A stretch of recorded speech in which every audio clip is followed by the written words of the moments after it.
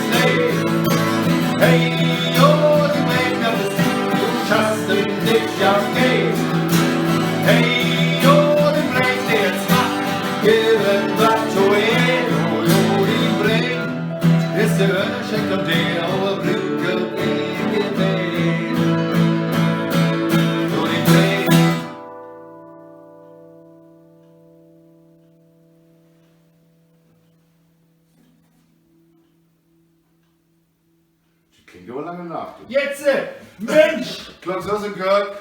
Teil 6! Besser Die wird's nicht. Bregen. Leute, benutzt euren Bregen. Du vor allen Dingen, Kurt.